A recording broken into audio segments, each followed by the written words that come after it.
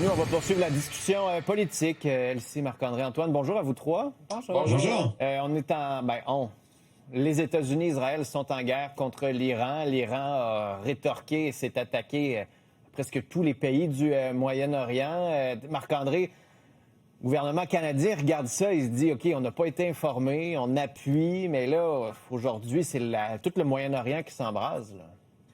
Oui, effectivement. Et M. Carney, là, les journalistes qui le suivent là, dans son voyage en Inde, là, beaucoup de critiques là, parce qu'on ne répond pas aux questions actuellement. Est-ce qu'on regrette la position ferme et dure que M. Carney a publiée dès les premières heures des frappes là, américaines et israéliennes là, sur l'Iran? Est-ce qu'on regrette ça?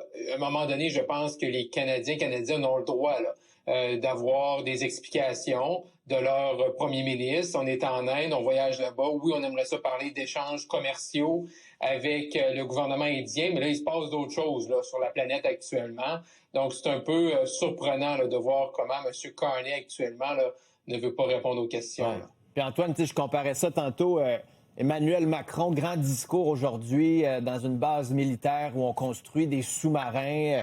Discours à la nation important. Là. Regarde ces images-là où il disait, si on veut la liberté, il faut avoir de la puissance, il faut être craint, on va augmenter l'arsenal nucléaire français. Keir Starmer était à la Chambre des communes, a fait un discours tantôt où il dit, regardez, on n'a pas appuyé les frappes, on n'a pas participé à ces frappes-là, mais pour la suite, on a des avions de chasse en ce moment dans les airs pour protéger nos alliés dans la région. Mark Carney peut garder ce genre de demi-silence-là pendant combien de temps? C'est pas possible. Il va falloir qu'il prenne la parole. Et sa première réaction était sans nuance, au fond. Il appuyait carrément les États-Unis. Là, ce matin, Anita Anand, sa ministre des Affaires étrangères, elle a comme nuancé un peu, au contraire. Là. Elle est allée dans le sens inverse en disant... écoutez, on n'avait pas été informés. Ça contrastait. Là. Moi, j'ai lu les trois déclarations, là, celle de Starmer, celle de Macron, puis celle de Carney. Il y avait dans les deux autres la précision que non, on n'a pas participé à ça, puis on n'a pas été informés. Là, on a ajouté cet élément-là ce matin avec Anita Anand. Pourquoi? Parce que là, j'entendais aussi qu'au sein même des troupes libérales canadiennes, il y avait certains qui disaient on s'expose à quoi là si on est totalement du côté des Américains sans nuance, on peut s'exposer peut-être à du terrorisme, peut-être à des conséquences là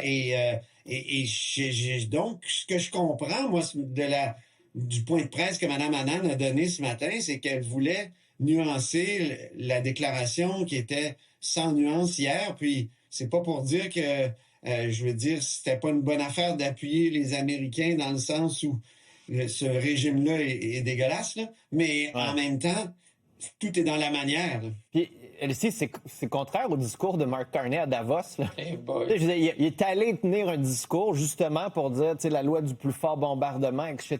Il faut respecter un certain ordre.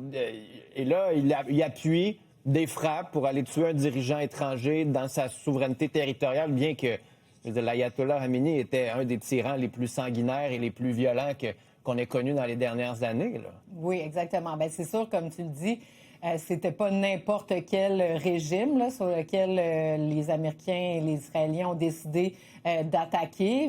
Il y a les deux aspects. Il y a la menace, effectivement, des armes nucléaires que provoquait l'Iran, mais il y a aussi le régime en soi, là, un régime sanguinaire. On a vu dans les dernières semaines, il y a eu une rébellion ou un espèce de mouvement d'émancipation de la société civile et à quel point ça a été réprimé. Les femmes aussi qui subissent vraiment, toutes sortes d'abus depuis beaucoup trop longtemps. C'est ça l'enjeu, c'est que tu te dis jusqu'à quand on peut tolérer ce genre de régime. Donc, je présume que dans la position canadienne, il y a un peu des deux volets. Mais c'est sûr que les Américains, eux, misent davantage sur la menace nucléaire. Pour ce qui est de M. Carney et le fait d'attendre un peu, compte tenu du fait qu'il a justement répondu peut-être promptement, Moi, je lui en tiens pas trop rigueur de prendre son temps, là, puis peut-être de bénéficier de son voyage vers l'Australie là, pour parler à ses alliés et puis prendre une position qui est délicate parce qu'on répondre à des questions. Ouais, mais tu peux pas prendre, non, Oui, mais mais tu peux pas répondre à prendre des une position aussi forte le samedi, puis après ça, on est rendu lundi, midi, puis là, il y a des points de presse qui sont planifiés, ne pas les tenir pour avoir le temps de parler avec tes alliés. Moi, j'ai été surpris samedi de voir habituellement à Ottawa, les réactions, Philippe Vincent, tu le sais, assez couvert assez longtemps à Ottawa, la politique fédérale. C'est long, habituellement, avoir ce genre de déclaration-là. Là, on le fait très, très, très rapidement. Puis là, quoi, là, après coup, on parle aux alliés. Moi, j'ai pas contre le fait de dire que le gouvernement fédéral appuie ce que les États-Unis ont fait présentement. J'ai pas beaucoup de sympathie pour le régime qui était en place en Iran. Cependant, à un moment donné, il faut que tu défendes tes positions aussi. Tu peux pas juste faire une déclaration, puis après ça, te sauver des médias, puis pas répondre aux questions, puis pas expliquer aux Canadiens et Canadiennes pourquoi tu as pris cette position-là. Antoine? Le discours de Davos, c'est vrai qu'il allait dans le sens d'une condamnation de la force brute et tout ça, mais il y avait aussi l'élément, il faut arrêter de se mentir à nous-mêmes, le droit international, les structures internationales, c'est bien beau, mais dans les 50 dernières années, ça a toujours permis aux pays très forts là, de s'en sortir comme ils voulaient, puis ils ont fait ce qu'ils ont voulu. Donc, arrêtons de nous mentir.